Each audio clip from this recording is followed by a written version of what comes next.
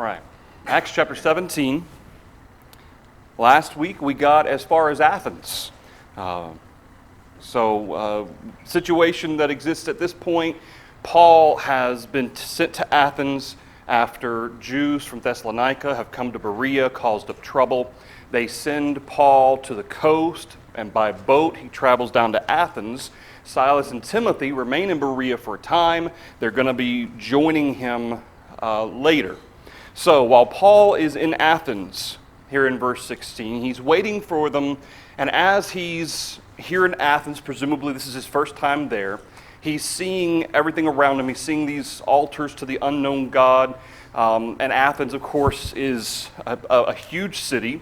It's got a large populace, and certainly all of them worship the Greek pantheon of gods that they had. And so as he's verse 17, into verse 16, into verse 17, his spirit is provoked within him.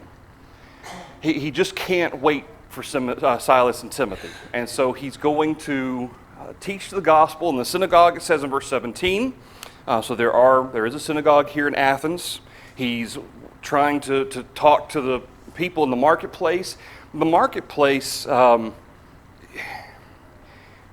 fact, I just had a good conversation last week about New Testament evangelism versus evangelism today, and how kind of it's a little bit different in terms of availability and that sort of thing. The marketplace was almost the central plaza for the entire city. Everybody went through there at some point during their day. Okay, and keep in mind, you're talking about only 1 square mile-ish, 2 square miles-ish of people in any one of these cities that Paul has been to. So the entire population is kind of condensed to one relatively small area. Okay, and so it makes sense for Paul to kind of be there in the marketplace, trying to talk to people and so forth, because everybody's going through there. All right, whereas today, we don't have a central marketplace. Okay, we have any number one of Walmart's, market streets we can go to. We'll never see the whole city of Wichita Falls there. Even going to sporting events or other places, other events that take place, you're not going to have the whole city there together. So this is a little bit different when you think about evangelism today in terms of being able to have personal contact with people on a regular basis. And that's what Paul's having here in verse 17. Pam? Yeah. Not once a week or once 2 weeks or something like that. Absolutely. Yeah. Whether they worked in the marketplace, at some point they went through the marketplace during the day. And so this was a great opportunity. You got to figure it's a very busy place. Okay, a lot of hustle and bustle, and Paul's here trying to contact people, and kind of, it's almost like here at the beginning he's feeling the pulse of the people here in Athens. He's trying to get a feel for everybody's thoughts and so forth. He's trying to talk to them and reason with them. We see here in verse 18 that he gets the attention of the Epicureans and the Stoics. Here in verse 18, and they said, or some said, what does this babbler want to say? Others said, he seems to be a proclaimer of foreign gods because he preached to them Jesus and the resurrection. So as Paul is talking to people in the marketplace, he gains the attention of two groups. You've got the Epicureans. The Epicureans and the Stoics, their ultimate goal is happiness, both of them. Okay, that they're philosophers groups, really. They think about existential thoughts, or existential issues. They think about why we're here. They think about what our purpose is. They think about what our goal should be. And so you have the Epicureans, where they believe that happiness is gained through pleasure of all kinds, although with temperance, because excess is no good. The goal is the absence of pain or fear, because they believed that the absence of pain or fear was the ultimate road to happiness. Epicurus believed that pleasure was the greatest good, but to obtain pleasure was to live modestly, gain knowledge of the workings of the world, and to limit one's desires. He's not saying to be completely denying all things, but he's also not encouraging excess. There is a temperance involved with it, a pacing of oneself, I guess you could say. But within that, there was a certain mindset and a certain goal that pleasure is the game. That's the goal. That's the means to happiness, is pleasure. Whereas the Stoics, and of course we have an adjective that we sometimes use, that person is very stoic. Okay? This is exactly where we get this concept. Happiness is gained by accepting the moment as it presents itself and not allowing ourselves to be controlled by our desire for pleasure or our fear of pain. Thus, logic and proper objectivity was required, along with an ethical system of fairness, along with virtue being the greatest good. A strict control of emotions was emphasized. And you think, well, that kind of sounds similar, and there were some similarities, but surprisingly later, these two groups are actually going to be kind of diametrically opposed. They're going to be against one another. Even though their ultimate goal is happiness through pleasure, the means by which they went about that, I guess you could say their philosophical views of how to obtain that were very different. In addition to that, the Stoics believed God to be the universe, both passive and active. So God's not one specific entity. God is the universe. The universe is cyclic. It goes in a cycle with no beginning or end, but is constantly destroyed and then recreated. Okay, so this goes kind of to the theology of the Stoics. And again, that goes back to controlling emotions, the thought process of viewing things through a logical, objective lens is what was emphasized by the Stoics. That's why when somebody, normally you would expect to be emotional, or typical people might show an emotional response, somebody doesn't, you say they were very stoic. Not to say that that's a bad thing, they just were very controlled of their expressions and their emotions.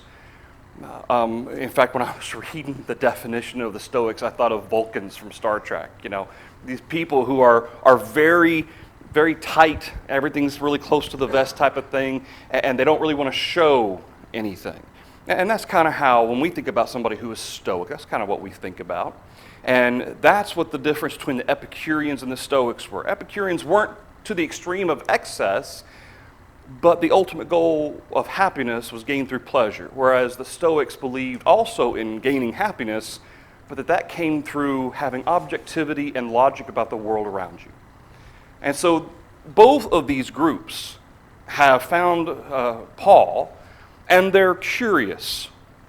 Specifically there at the end of verse 18, others said he seems to be a proclaimer of foreign gods because he preached to them Jesus and the resurrection. Now, that's not to say that the Stoics and the Epicureans don't believe in the Greek pantheon or anything like that. They had their beliefs in those types of systems. So, but when they hear Paul talking about Jesus and the resurrection, that God was flesh, okay, there might be some kind of common element to certain stories in Greek mythology regarding that idea. However, this obviously was something that God had prophesied long before the Greek gods ever existed.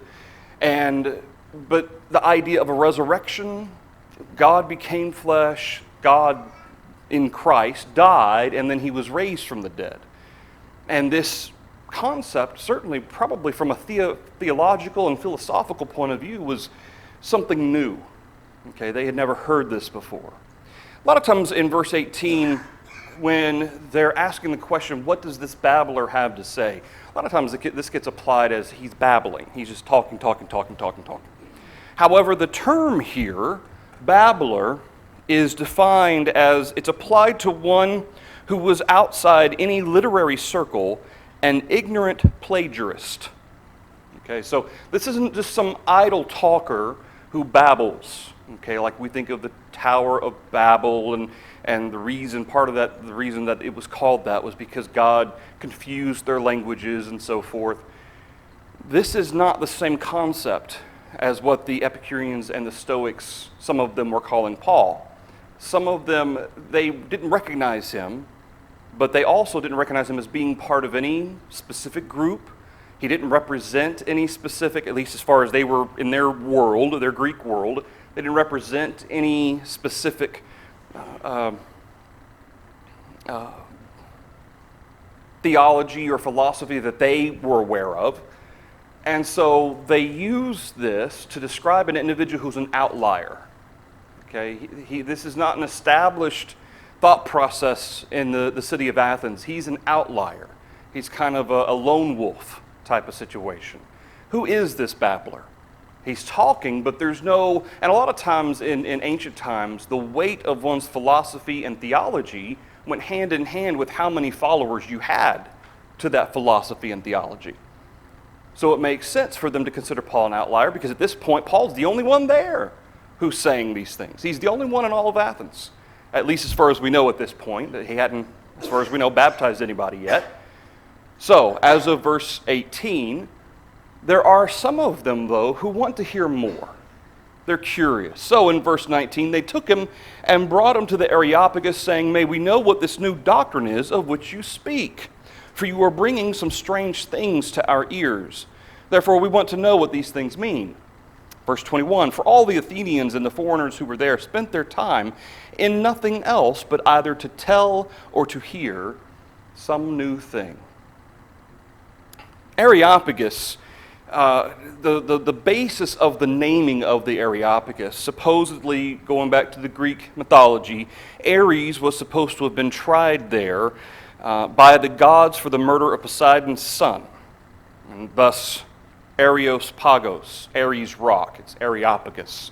And it became a forum where theologians, philosophers would go and they would kind of share their ideas of the world, share their ideas of the universe, and they would all kind of talk. And then there would be this influx of people from all kinds of different places who would bring their own cultural thought processes attached to those, and they would share their thoughts on things. And so they would kind of, it's like a kind of a melting pot of theologies and philosophies, ways of seeing the universe. So they bring Paul to this place, and they want him to talk to them. I mean, what a great opportunity. Of course, Paul, he knows that. He's going to take advantage of it. But here's an opportunity to speak to people who all they do is spend their day learning something or trying to learn something new. Okay? Something new, it kind of piques their interest. Yeah, I've never thought about that before. And for the most part, of course, you know, you had your Jews, and the Jews tended to be very strict to their view of the Old Testament as they interpreted it, and Jehovah. Okay, and we can appreciate that, at least from the perspective that you believe something, you're convicted in it. I mean, at least you could say they were convicted, even though they didn't respond as you would hope they would to the teaching of the gospel. Whereas the Greeks, by and large, and especially these Greek cities that hosted temples, in chapter 17, or 18 rather, we're going to be seeing Paul as he's going through from Athens all the way, eventually he's going to get to Ephesus. And Ephesus is the main host city of the temple to Diana. Okay? And you had different cities in Greece that hosted temples devoted to one particular god. And so you got to remember that when we think about these Greeks and these Gentiles, that they're used to having so many different gods to think about, and then all the unknown aspects to that. In a lot of ways, this is when Greek mythology was still, in a lot of ways, forming itself. In fact, even after the teaching of the gospel, certain aspects of the stories of Greek mythology would take on some characteristics of Christianity. When you go back and you read Greek mythology, some of it that kind of picked up, especially in the first century and going forward, some of those stories kind of came out of that with certain certain messianic elements that they adopted. So they're constantly listening. They're constantly trying to learn, and that there's no strict pattern or guideline, I guess you could say, or rules that they followed. For the Athenians especially, it was more about learning the most that you can about the universe and about the world around you. Okay, there's a reason why the Greeks gave us so many scientists and astrologers, because they based a lot of what they thought on what they were able to perceive. Okay, they were able to observe the natural world and the moving of the earth and the sun and the moon and so forth, and they were able to put those into theories that weren't really based on emotion or even based on their gods. It was based on objectivity. Now, not all those theories were correct, but this is kind of the mindset of the people that Paul's talking to. Anything through verse 21. All right, verse 22. So, as Paul standing in the Areopagus, he stood in the midst of the Areopagus and said, "Men of Athens, I perceive that in all things you are very religious. For as I was passing through and considering the objects of your worship, I even found an altar with this inscription, 'To the unknown God.' Therefore the one whom you worship without knowing, him I proclaim to you." Perfect doorway, perfect entry, perfect segue from whatever Paul was talking about in the marketplace that piqued the interest, which obviously included Jesus and the resurrection, to now in the Areopagus. They want to hear more. Well, what a great way to kind of, remember we talk about starting where a person is. In this place, he's starting where an entire city is, minus the Jews. All of these people were kind of in the same boat in terms of their thinking. He says, "I perceive you're very religious." King James says superstitious. This idea, or the term, carries with it, you think about a lot of existential things. Okay, not so much religious the way we think of it as going to church and having a convicted set of commandments or morals or something along that line. This is more along the idea that they believe in these gods and they think. The focus of this concept is based on how they think. It's not so much what they do in that they were religious, it's how they thought and that they were very religious. And those thoughts brought the people of Athens to make these altars to all the gods that they were aware of. But then just in case there was one more that we weren't told about or that we don't know about, we're going to make an altar to the unknown God. Now, when Paul says altars, a lot of times in my head when I was growing up, I always thought of kind of like a central highway type of thing, and when you're walking down it, there's these statues, okay? But when it says altar, were these just statues or memorials to these gods? What were they? Places for sacrifice. Which means that were the Athenians, which Paul describes as this unknown God whom you don't know. You worship him, he says, without knowing. This isn't just a memorial or a statue. They're actually offering sacrifices on these altars to all these gods, plus the unknown God that Paul says, this is the one true God. And that's why Paul says there at the end of verse 23, "Therefore the one whom you worship without knowing." Okay, this isn't just an idle thought. There is service attached to this. There is a thought process that goes into offering these sacrifices. And Paul says you are worshiping him even though you don't know him. So let me tell you about him. All right, anything through verse 23. All right, verse 24. God who made the world and everything in it. And of course, he's describing God here, okay, and he's going to be using the Greek terms for God, but ultimately we know the God who he's describing is Jehovah.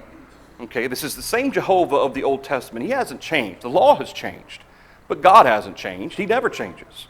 So in verse 24, God who made the world and everything in it, since he is Lord of heaven and earth, does not dwell in temples made with hands, nor is he worshipped with men's hands as though he needed anything, since he gives to all life, breath, and all things. So as Paul's describing God, notice he doesn't immediately go to Jesus. He doesn't talk about the New Testament. Really, anything in here isn't about the New Testament. This all goes back to really Genesis to start with. He describes how that God created everything. He is Lord of heaven and earth. The term Lord, what does that mean? Master, and master implies what? Rule or authority, right? So who has all authority? Who rules all? God does. Okay? Even with all of your, he doesn't address, in fact, it's interesting, he doesn't address any of the false gods here. He doesn't address the, Zeus or any of the others. He simply talks about Jehovah and says Jehovah is the one true God. He is Lord of all. That's going to include all of these false gods, isn't it? Okay, he's greater than these false gods, which, of course, again, Paul doesn't specifically say that, but there's an implication between the lines here. He does not dwell in temples made with hands. One of the temptations for the Jews when they had their temple, and again, it was a permanent place for the tabernacle, but they began to view the temple as what? Where he dwelled. This is where God is. Okay? Just like all of the other Gentile nations did. Okay? All the Gentile nations who had their gods to Baal and their gods to Asherah and all these others, their gods lived there. And the Jews began to think the same thing. That's part of the reason why Stephen, the Jews got so angry with him when Stephen incorporated into his lesson there towards the end of Acts chapter 7, the very same principle that God doesn't dwell in temples made with hands. In fact, in Psalms, he quotes from Psalms and says, God, he doesn't dwell in temples made with hands. Heaven is his throne. And so this idea that Paul includes here suggests that there is no limit to him or his authority. You can't pack him in a box and say, here's my God and here's where he'll stay. You can't limit God like that. Because that's not what God does. Verse 25, nor is he worshipped with his hands as though he needed anything. When we come to worship, okay, we don't offer sacrifices, obviously, okay, from the perspective of the physical sacrifices that the Athenians were doing or that the Jews did. But to a certain extent, when we take the Lord's Supper and the physical aspects of worship from the idea of singing with our voice, do we worship God with our hands? I mean, is there a physical element to our worship? Sure, there is. But what's the main focus? John chapter 4, sorry. Yeah, worship in spirit and in truth. But even the little extent by which there's a physical element to our worship, again, the only real physical thing is the Lord's Supper. There's the bread and the fruit of the vine. The songs, we can sing them without songbooks if we needed to. Okay, nothing else incorporates the commandment of anything physical save for the Lord's Supper and the giving of our means. That's it. Those are the only two main things that incorporate anything physical in our worship. But here's the point. Does God need anything from me or you for him to still be God? The only thing that made the Greek gods gods was that the Greeks worshipped them. That's it. Okay? Ultimately, did they really exist? I tend to think they were really based on some sort of people at some point in time. Yeah, they probably did exist, or at least some of them were based on a person that lived at some point. Okay, yeah, they may have been. But they weren't gods. They didn't have any divine power. The fact that they held that type of influence in the mind of the Gentile was only because they allowed them to. God is God, whether you worship him or not, whether you believe in him or not, it doesn't make any difference. He's still going to be God, and he doesn't need anything from us. That's why, that goes to show how much he loves us. He didn't send his son so that he could create an entire multitude of people to worship him. Is that why he sent Jesus? Why did he send Jesus, John 3:16? Because he loved the world, didn't he? It wasn't a selfish ambition. It wasn't selfish gain on God's part. God so loved for God wanted people to worship him, so he sent his son to die. That's not how it worked. God so loved the world. So when Paul brings up verse 25, there's an element that and remember, all they do is think. That's what these people do. They just think. They think. And that's not necessarily a bad thing. Okay? Again, this is where a lot of these scientists and people who were very objective and looked at evidence of our natural world, that's fine. But notice how Paul says he is not worshipped with men's hands as though he needed anything, since he gives to all life, breath, and all things.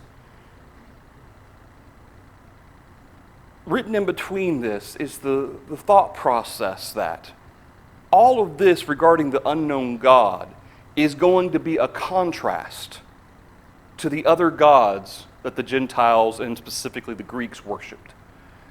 Okay? Everything that Paul brings up, the very powers and the very identity of Jehovah, that they split up into all of these different gods, Paul says there's only one that contains all of those. He's the one who created all things. He's the one that gives us life and breath and all things that we have. God is the one who gives this to us. Verse 26. He has made from one blood every nation of men to dwell on all the face of the earth, and has determined their pre-appointed times and the boundaries of their dwellings. To a certain extent, it almost sounds a little bit, verse 26 is reminiscent of some of the things that Solomon would say in Proverbs and Ecclesiastes regarding man and God's pre-appointed determination of man. Notice how Paul says he's made from one blood. What does that mean, from one blood? Yeah, from one. Okay, which ultimately we know that the first man was Adam. Okay, and then kind of God started over with Noah and his 3 sons and their 3 wives and his wife. Okay, so with 8 people, but beyond the 8, those 8 came from Adam and Eve. Okay, so from one blood, God created all of life on earth. Every ethnicity, every race, every skin color, everything came from one blood. One couple. As he says in verse 26, and has determined their pre-appointed times. What does that mean? They're pre-appointed. Some people read this and they say, well, my day of death has already been fated and destined by God, and, so there's nothing I can do to change it and so forth. And so, and does God know all things? Sure, he does. But whether or not to that extreme, that's what Paul's saying. I don't believe that. What do you think he means by pre-appointed times? Because he's not talking about individuals. He's talking about mankind as a race. So what does he mean, pre-appointed times?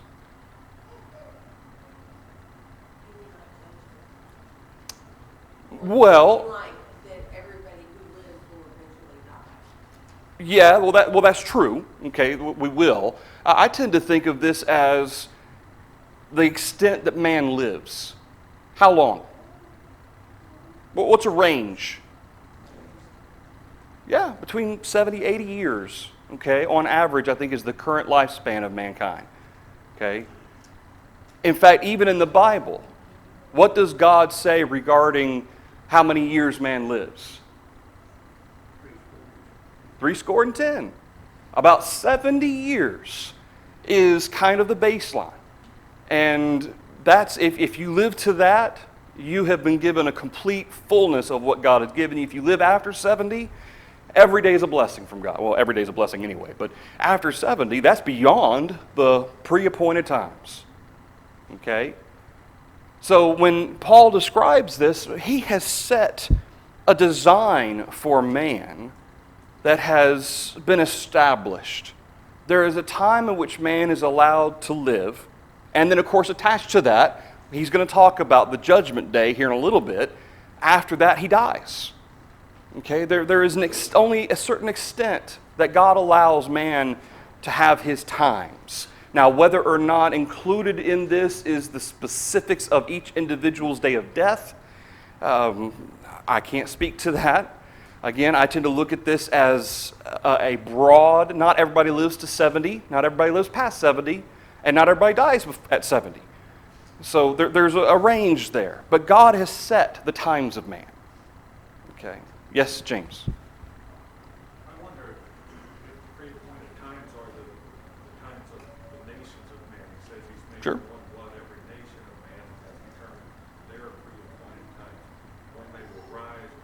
Sure. Absolutely. Absolutely. Yeah, sure. Absolutely. If you look at it as, if you focus on the nation instead of men, there in verse 26, that would be the nation's pre-appointed times. And the boundaries of their dwellings would then speak to their borders, right? And of course, from a broad perspective, God has limited. He's designed man beautifully. We're beautifully designed. But God has already established what His will is, what His plan is for mankind. And nothing's going to happen without God allowing that. Okay, nothing's going to happen without God having authority over that. And so these pre-appointed times and the boundary of the dwellings, the nations of man and man himself, God is in control of all of this.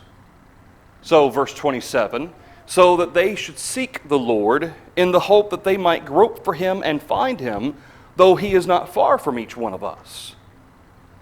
Okay, so verse 27, and again, I think verse 26, the application of nations there, it makes sense. Okay, and there's application there for both, if you're talking about nations or specific men. We go to verse 27, Paul has gone down to the specific men because he wants them to seek the Lord. Okay, this is why he's done this. This is why he set up the order of nature specifically regarding man as he has, so that they should seek the Lord in the hope that they might grope for Him and find Him. What does Paul mean but in the hope that they might grope for Him and find Him? What does that mean?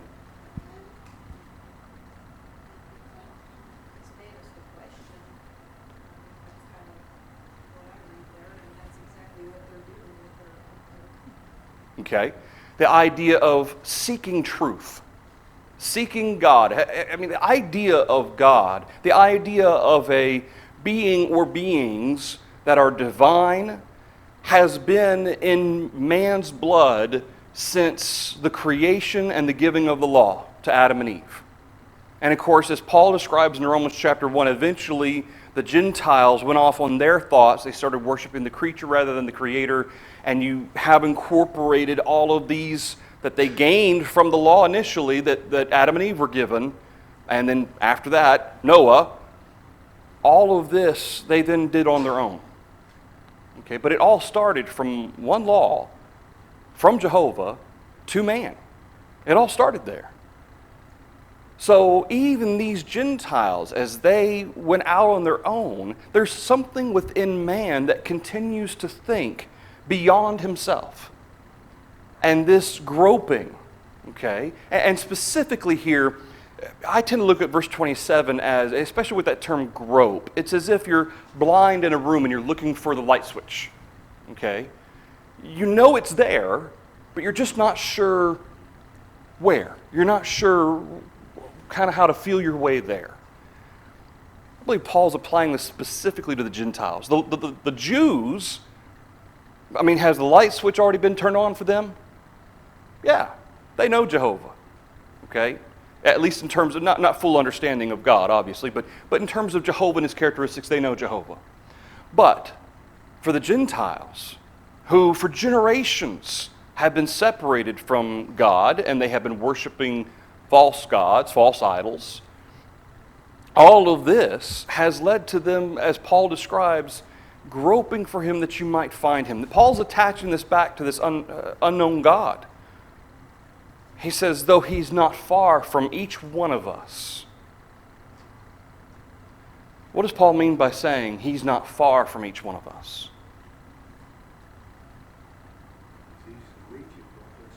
Okay, all right. This isn't, it would be different if I were in the auditorium and it was pitch black and I didn't know where the light switches were, right? But if you're in a closet or a smaller area looking for a light switch, it's going to be a lot easier, isn't it? Okay, Paul, he describes this. He's not far from each one of us. Not that, Paul's not suggesting that we can define God how we want to, or that God just kind of exists inside of us. Those are all variations of false gods. Paul's describing, if you truly want to know God, has it been available? Has God always left an accounting of himself to man? Yes. The law has been there since Adam and Eve and Noah and his family. Man has always been able to know God. Not all of them have known what to look for because of, again, generations being separated from the law of God. But that's why Paul mentions this in verse 27. He's not impossible. Again, the unknown God. That's what Paul is emphasizing here in verse 27. The unknown God. Well, he doesn't have to be unknown. He's not far from you. And you can know him. Yes, sir. We'll go on the next 2 or 3 verses to talk about this connection that's there because we're his offspring. He is in us. That's why he's not far away. Versus it would be hard to find or make a connection with gold or silver or rock or stone. Right. We are not of that nature. Right. Absolutely. And again, that goes back to the creation or the creature rather than the creator. And being able to relate to God, be able to, the Greek gods, when you read their mythology, you read the stories attached to these beings. These people in many ways exhibited the worst of human character. Okay, they exhibited, not one of them was faultless. Every single one of them had something weird, strange. There was some really weird stuff in Greek mythology anyway, but all of these specific Greek gods, they were very human to a very flawed extent. Our God, Jehovah, okay, he is perfect. There is no bad, nothing evil in him. So from that perspective, it's hard to imagine a being that is perfectly good, perfectly pure. It's through his love and sending his son to die for us, and everything that carries with it helps us to understand and relate to what Jehovah wants us to understand about him. That he loves us, he cares for us, he created us. And even though we are at times flawed creatures, has Jesus proven to us that it is possible to be perfectly good? Yeah, Jesus was. And if it wasn't possible, then Jesus' example is a lie. It is possible, even though we often don't quite meet that standard. That is what we're reaching for. So here in verse 28, for in him we live and move and have our being, as also some of your own poets have said, for we are also his offspring. So talking about the poets and how these poets reference, they're not referencing Jehovah, but they're referencing in their gods, and to a certain extent, when he says, in him we live, move, and have our being. Okay, God is the one who sustains us. In him we live. In him we're able to move. God created us that way.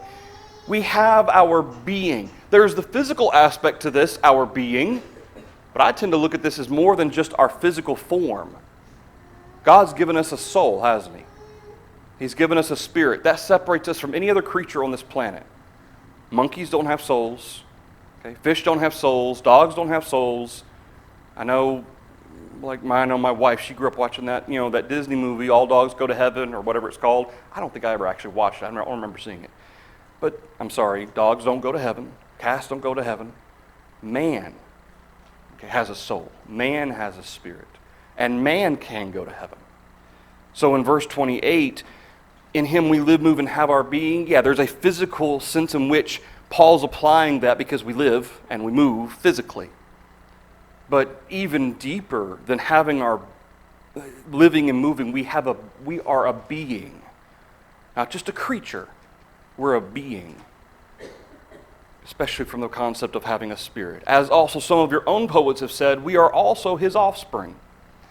as it pertains to these gods. Again, they don't know Jehovah, but Paul quotes even one of their own poets as having said, and obviously this is one of those, whatever poet he's quoting, they would recognize it. That's why Paul includes it, because they would recognize this. Whatever poet, somebody who was thinking about the gods, somebody who was thinking about the existence of man, and he describes, incidentally, he describes Jehovah. That's what Paul's applying that to Jehovah. Yes, sir.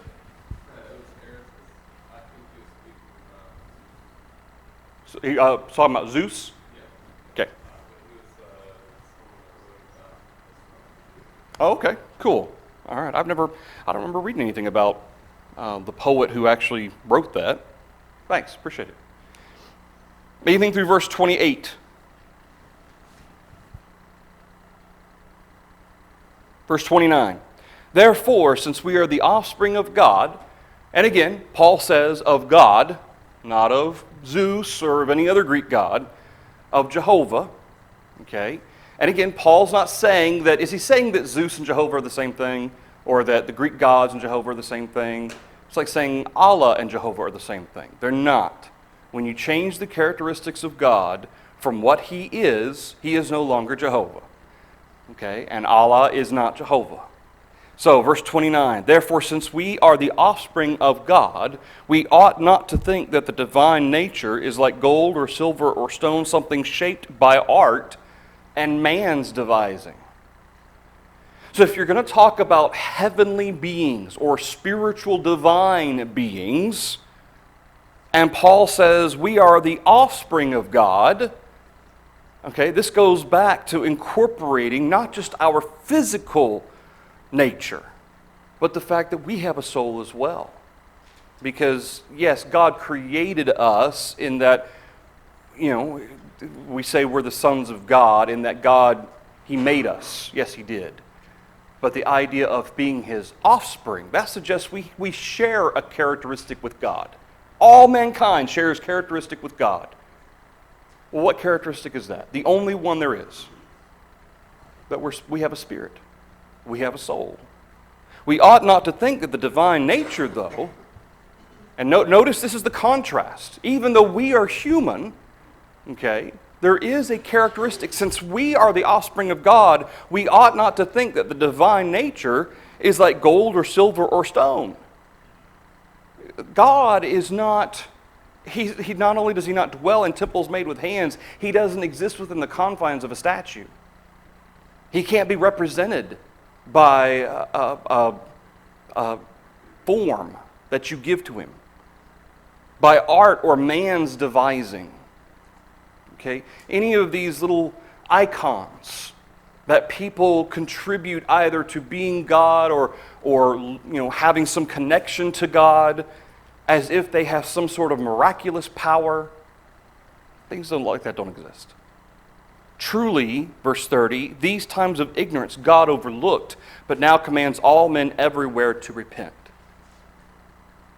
So ultimately, verse 29 is the end of Paul's discussing God and his nature, His character. Starting in verse 30, he's going to start describing, here's what God wants you to do. Okay? In addition to knowing who Jehovah is, they need to know, here's what God wants you to know. So again, there's no, he doesn't segue immediately talking about Jesus. He's going to build up to that, starting in verse 31. But he has spent this long incorporating some of their own poets, incorporating some of their own thoughts, and then saying, now let me tell you about Jehovah. Anything through verse 30, or verse 29 specifically. Okay, so verse 30. Truly these times of ignorance God overlooked. When he says God overlooked it, what does that mean? Does that mean that God chose to be blind to it? That it didn't really happen? In God's eyes, they're still faithful people? A lot of times we use that phrase, in God's eyes. We have to be very careful with that phrase. Does God see everything? Yes, He does. God doesn't choose to be ignorant or choose to overlook in the sense of not seeing anything.